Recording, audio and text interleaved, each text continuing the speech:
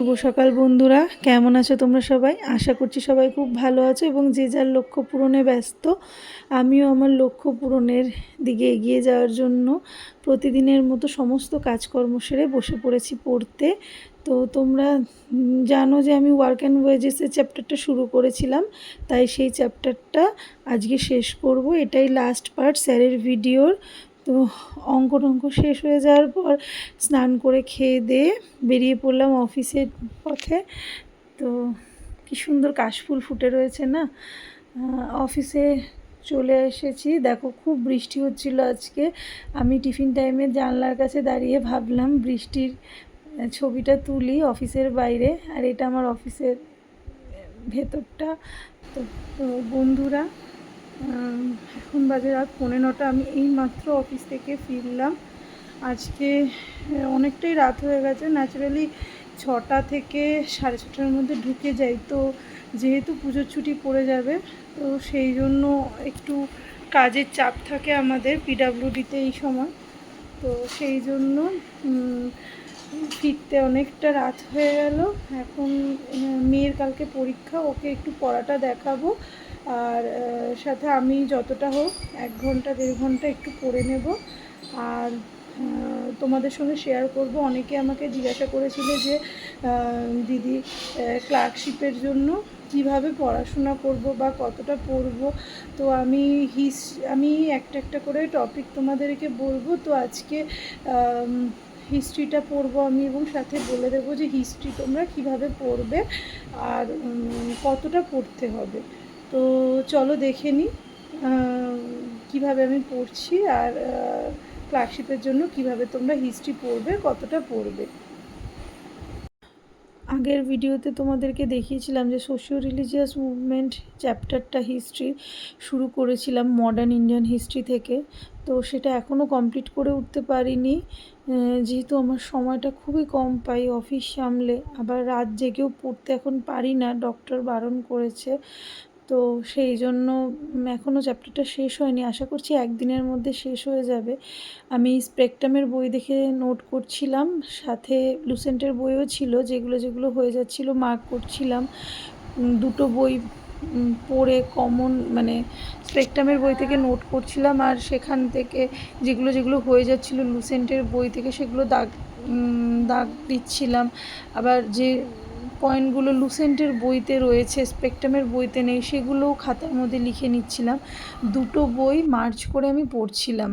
আর আমি সবসময় নোট করে পড়তে ভালোবাসি।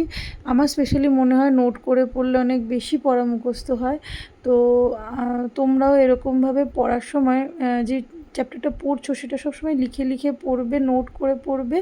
এতে তোমাদের রিভিশনের সময়ও খাতাটা খুব উপকার দেবে, আর পড়াটা অনেক বেশি মুখস্থ থাকবে। তোমরা যদি এটা করো আশা করি তোমাদের উপকার হবে। এবং কারা কারা এখন আমার মতো এটা করো সেটাও কমেন্টে জানিও।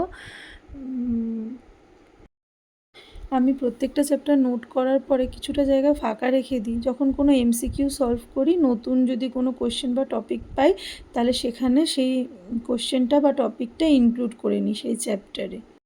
যারা ক্লার্কশিপের জন্য পড়ছো তাদেরকে বলি লুসেন্টের বইয়ের এই যে পেজগুলো, এগুলো খুব ভালো করে পড়বে। গভর্নর জেনারেল আর ভাইসরয়ের পেজ, এখান থেকে যদি কোনো কোশ্চেন দেয়, ধরো কোনো ঘটনা কোন ভাইসরয় বা গভর্নর জেনারেলের সময় হয়েছিল, যদি তোমাদের জিজ্ঞাসা করে, সালগুলো যদি তোমরা ভালো করে পড়ো তাহলে ইজিলি তোমরা ওই সাল ক্যালকুলেট করে বলে দিতে পারবে কোন গভর্নর জেনারেলের সময় ঘটনাটা ঘটেছিল। আর এই যে রাজ্যগুলো কিংডমগুলো দেখাচ্ছি আমি লুসেন্টের বইতে, এইগুলো না এত ডিটেলসে পড়তে হবে না। শুধুমাত্র কোথায় প্রতিষ্ঠা হয়েছিল, কে প্রতিষ্ঠা করেছিল, আর শ্রেষ্ঠ রাজা, এইগুলো থেকে বেশি আসে না ক্লার্কশিপে। গভর্নর জেনারেল যে ভাইসরয় চ্যাপ্টার বললাম, ওটা থেকে কিন্তু আমি কোশ্চেন পেয়েছি এবং বেশ পরীক্ষাগুলোতে আসে। তোমরা হিস্ট্রিটা পড়তে পারো লুসেন্টের বই থেকে। লুসেন্টের বইতে খুবই সুন্দর দেওয়া আছে। ক্লার্কশিপের জন্য যেরকম কোশ্চেন আসে তার জন্য লুসেন্টের বইটা এনাফ। আমি এখানে নোট করি স্পেকট্রাম থেকে, সেটা ডাব্লিউবিসিএসের জন্য ডিটেলসে, কিন্তু এত ডিটেলসে ক্লার্কশিপে দরকার পড়ে না। তাই তোমরা লুসেন্টের বই থেকেই যদি পড়ো খুবই ভালো করে আনসার পেয়ে যাবে কমন।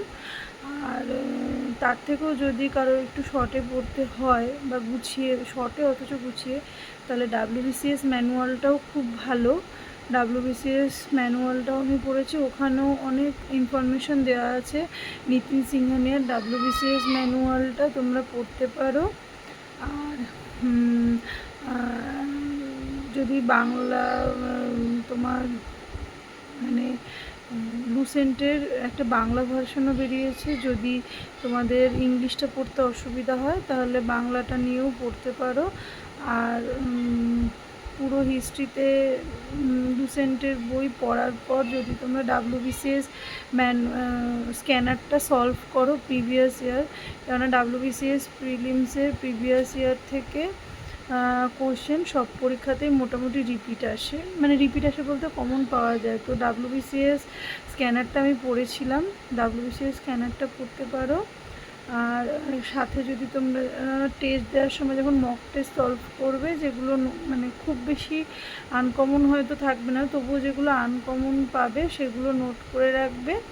আমার মনে হয় ইতিহাসের জন্য এতটুকু একদমই মানে পারফেক্ট, আর বেশি কিচ্ছু পড়ার দরকার নেই ক্লার্কশিপের জন্য হিস্ট্রিতে। তো এটাই হিস্ট্রি নিয়ে আমার বলার ছিল। এরপরেও যদি কারোর কোনো আরও এক্সট্রা কোশ্চেন থাকে তাহলে আমাকে কমেন্ট বক্সে কমেন্ট করতে পারো, আমি যতটা জানি বলার চেষ্টা করব। আর আজকের ব্লগটা এই পর্যন্তই, আবার কালকে নতুন কোনো ভিডিও নিয়ে আসব। আজকের মতো গুড নাইট, সবাই ভালো থেকো এবং ভালো করে পড়াশোনা করো এবং নিজের লক্ষ্যের দিকে এগিয়ে যাও। ভিডিওটা পুরোটা দেখার জন্য সবাইকে থ্যাংক ইউ।